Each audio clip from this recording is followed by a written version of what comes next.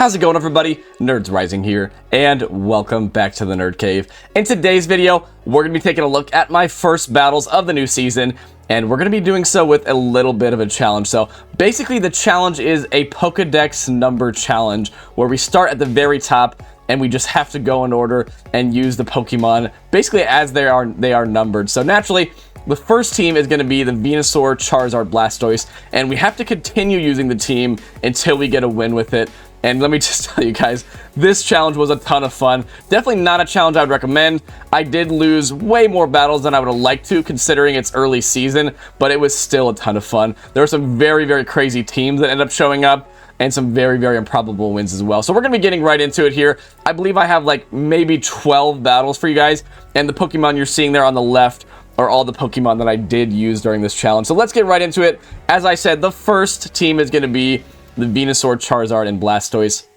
And this is actually in order as well. I just kept the battles in order. So this is actually my very first battle of the new season, as we lead Venusaur into Knockdown, and our Blastoise safe switch is met by a Toxapex. So honestly, this is just about the worst start to the season that you could ask for. Hard counter on the lead, and Toxapex has a very nice Blastoise matchup. So we do have Skull Bash, so I will go for that now. I did shield the first Sludge Wave, as you saw there, just because now I should just barely be able to live a second one. It's going to be very close, though, because Blastoise just has some, I would say, some average bulk in general. It's not super bulky, but it's not glassy. As you see, we do barely live that, and the opponent does not count there, and they do actually shield our Hydro Cannon bait, even though we didn't have enough for the next Skull Bash there. And now we're going to bring back in the Venusaur and farm all the way down. We are extremely low, and check out this play by the opponent there. They call that I'm going to blind throw a Sludge Bomb here, so they actually bring in their third. I was expecting the Knockdown to come back in. They bring in a G-Fisk, and yeah, I'm going to be top lefting there in the first game of the season. Honestly, the catch really, all it did was just humiliate me. The game was over anyway, because Zard with only one shield was not going to be able to beat that G-Fisk, because they were going to farm down my Venusaur regardless. Yeah, and I was going to lose that. But basically, it just made me look like I had no idea what I was doing in the first battle of the season. You love to see it. So in the next battle with the same team, as we lost, we have to play with it again. We pick up a Bastiodon lead, which is a much better lead. Still fairly neutral. Since we're a regular Venusaur, we do actually not KO with two Frenzy Plants here, so we will need a third plus some Vine Whips, and the opponent actually shields the Frenzy anyway, so this won't KO if they decide to shield or not shield. It doesn't matter. We're not going to be taking this in the one shield matchup, and they actually decide to pivot now into their next Pokemon, which is a G-Fist. So very interesting. They must be extremely weak to our Venusaur if they're bringing the G-Fisk into it. And there, I threw on CMP just to not allow them to overfarm, and I guess they must have been weak to the Venusaur and the Blastoise in the back, because I bring in the Blastoise there, and they just top left. So yeah, I was absolutely going to take that, because I was worried I was going to get stuck using that first team for a ton of battles, but fortunately in the second battle, we are able to take it. And now, as you guys see, our next team is going to be Pidgeot, Shadow Beedrill, and Raticate there, Alolan Raticate. As we led into a Quagsire, shiny Quagsire lead, we switch into the Pidgeot. The opponent baits us with a Mud Bomb. We call the bait correctly, and now they're going to bring in the newly buffed Talonflame. And here, I don't throw on the best timing. I was only making one Brave Bird anyway, so I guess it doesn't really matter. But then the opponent actually no-shields that Brave Bird there, and I believe that the opponent just top left. So the next team, we get a little bit of a break there. The opponent just surrenders after getting double Brave Birded. And the next team is going to be Kanto Sandslash, Nidoqueen, and Nidoking. So a triple ground team here as we're moving down the Pokédex list here. And we pick up a very, very nice lead, a Nidoqueen lead. And the opponent safe switches into an Azu, and we have the Nidoqueen to meet the Azu. So in this matchup, similar to the first matchup, we're kind of just hard countering our opponent there. We can definitely maintain this matchup, and all we have to do is just commit a shield on the Ice Beam. And I believe even if they shield this one, we still are going to outpace them to another one. And this should just about KO here if they decide to no-shield it, and it does KO. And now we're still in even shields. We have a lot of energy, and their Nidoqueen is going to have to throw an Earth Power on us to KO, because if they go for a Poison Fang, it's definitely not going to be enough. And this was just enough for a Poison Fang. So they're just going straight Fang here. Maybe they thought they could just go straight Fang and then farm down. But unfortunately for them, the Poison Fangs, or the Poison Fangs and Poison Jabs, excuse me, are double resistant. So they're forced to throw some more energy here. And we have gotten their last shield. And now we're going to bring in the Kanto Sandslash here. We farm up a little bit of energy. And if they're staying in here, they must be weak in the back. What's it going to be in the back? and it is an Alolan Marowak. And at this point, I bank the Scorching Sands, I show them the Nidoking, and they top left. And the next battle, I believe, is a double fairy team, I believe. Yeah, Clefable, Shadow, Kanto, Ninetales with Wigglytuff in the back. So definitely not, really none of these teams, to be honest, are teams I would ever consider actually running.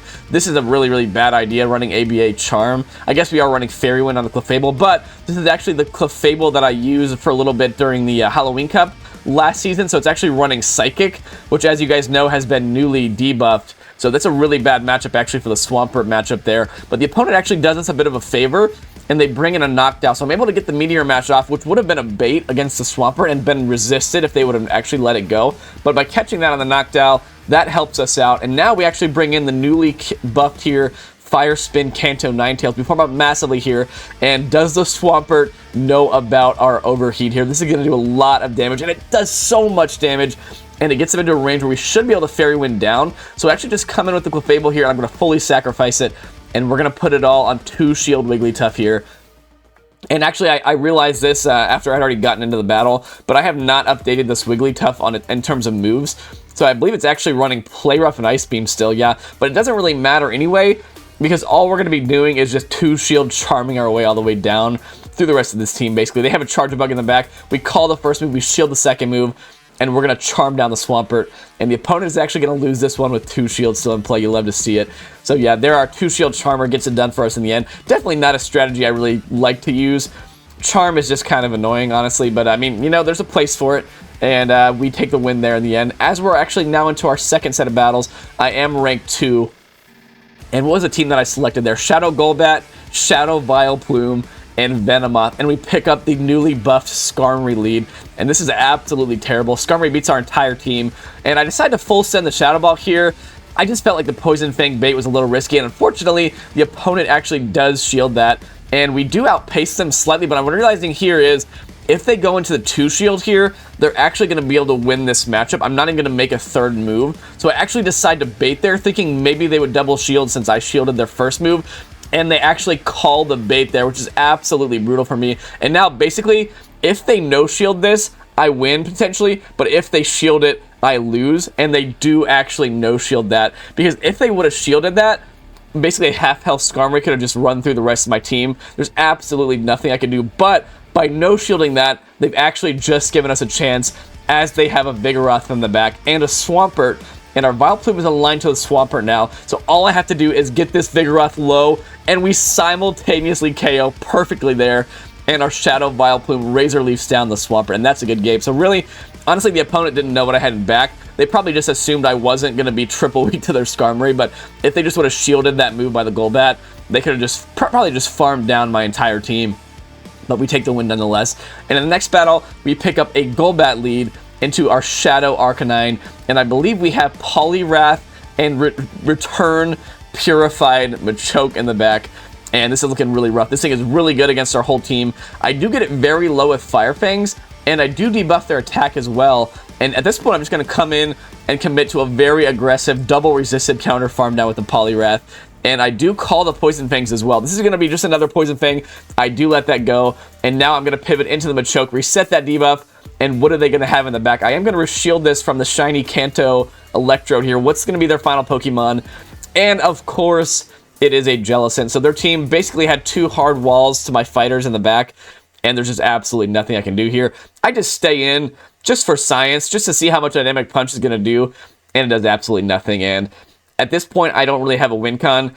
But I decide not to top left. I decide just to play it out, just to see if I can pull something off. Maybe the opponent like baits with a Surf here.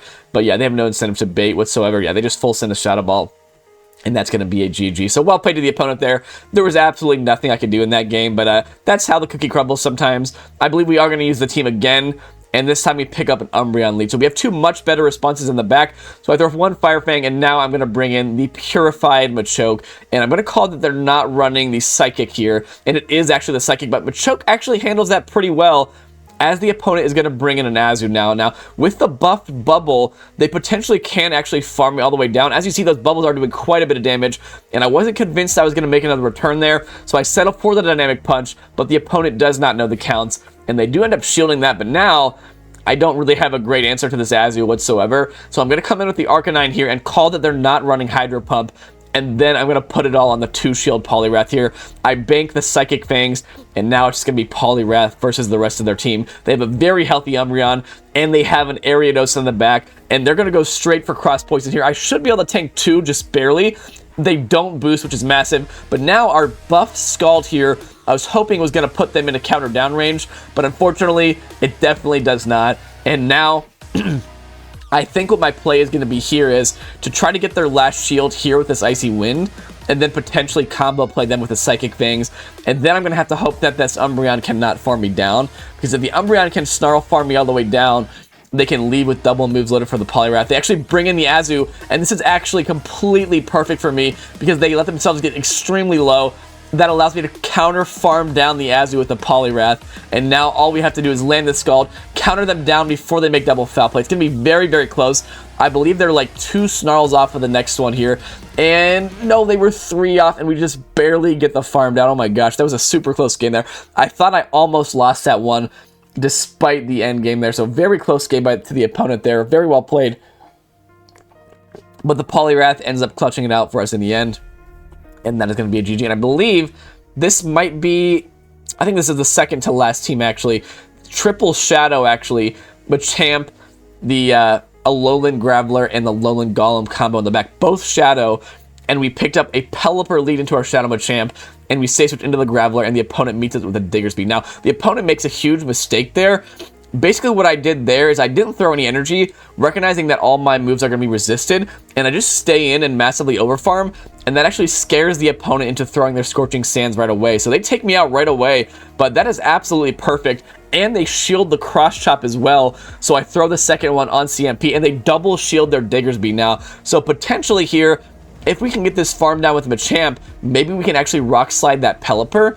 And I believe they actually would have outpaced us, so I recognize that. I bring in the Golem, and they have a G-Fisk in the back, so we're getting triple hard countered here. And again, I don't throw any energy, recognizing all my moves are double resisted, and that actually scares the opponent into throwing their Earthquake straight away. But unfortunately for me, my only win con there was to farm out to the Cross Chop and the Rock Slide. The Pelipper did have a Weather Ball, and they do just barely get to their second Earthquake before. So the opponent really didn't play that super well. Honestly, they could have just fully farmed down my team with Mud Shots there, but either way, we take the loss. And in the next battle, we pick up a Razor Leaf Tropius lead. So this Triple Shadow team is just picking up the absolute worst leads possible. The Razor Leaf Tropius just stays in, no shields my move, farms me all the way down, and yeah, this is looking extremely rough. I think my win con here is to farm down with Machamp and hope that they're double weak to Machamp in the back. Since I didn't switch out, I figured they kind of probably did have another answer to the Machamp in the back, and sure enough, it's a Medicham, and yeah, this is just game over. I let it go.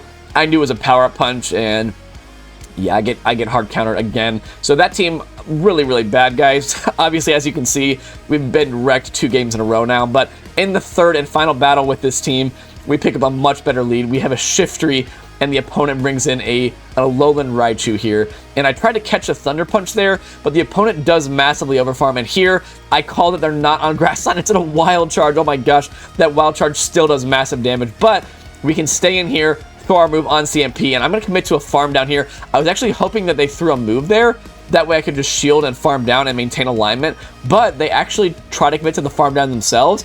And it's a 50-50 chance now. We bring in the Machamp. They bring in their Scissor, but now Machamp is just going to sweep this game. And I'm actually going to go for the 2-shield flex in this battle, because this Scissor is going to have to throw probably a Trailblaze to KO here. I call that they're not running it. They are on the Iron Head. We survive it.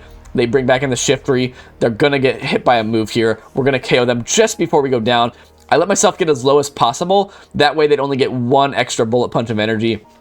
And we farm them down with Machamp. And we actually 2-shield flex on the opponent there.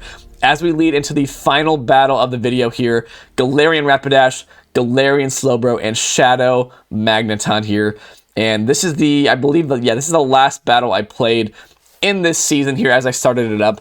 As we pick up a very nice lead, Altaria into our Galarian Rapidash, and the opponent brings in a Granbull. And I decided to throw my Surf here, just recognizing they would make a crunch if I tried to get to the full farm down. They do actually let that go. They bring back in the Altaria, and this is just looking so good for me, because my remaining 2 Pokemon do very, very well against Altaria. So I bring in the Slowbro here, or they bring in the Altaria here, excuse me. I go straight for the Sludbro. They actually shield it as well, And now I'm actually going to bring in the, I believe I bring in the Rapidash and then try to catch the Sky Attack on the Magneton, recognizing that the Sky Attack would be double resistant on the Magneton and neutral against the Rapidash. I actually get their final shield as well, and I make the catch onto the Magneton, and this is going to be double resistant. Now, it still does a lot of damage considering it's double resisted, and those Dragon Tails do, or Dragon Breath do so much, and their final Pokemon is a Blaziken, guys. I go for the neutral discharge, and it still one-shots from nearly full health, and now we're going to make the Magna Bomb against the Altaria, and again, despite the spicy team, we take another 2 shield flex, and that is going to be all she wrote, guys. So a little bit of a shorter video today. Again, I've only played about 12 battles in the new season. To be honest, I just really haven't been, I don't know, I haven't really been enjoying the game as much as normal. I kind of been a little burnt out on it, so I haven't been playing as much. And to be honest, I'm going to take this season very, very slow. I'm really just not going to be grinding the game as much as I used to. I've been enjoying playing other games, and to be honest, the game has just gotten a little stale for me. I do enjoy playing it still, especially in the early season. I enjoy the spice. I enjoy just kind of running random teams and doing random challenges like this, but you can probably be expecting me to just do probably 1 video a week from now on for a little while, at least until I start enjoying the game a little bit more. And I actually do have a pretty big life/channel update as well coming for you guys, but I think what I'll do for that is I'm going to make like a chilling in the Nerd Cave video and talk about kind of my plans for the channel and things like that. So we're going to get into that a little bit later, but that being said, guys, thank you for watching this video. I truly do appreciate all the support from everyone. I hope you do enjoy these kind of challenges. They are a lot of fun for me to put together, so make sure you drop a like and a comment if you did enjoy it. And that being said, that's going to be it for today. So if you're new to the channel and you have not subscribed, please consider subscribing, because the more subscribers we can get, the more Pokemon my wife will let me play.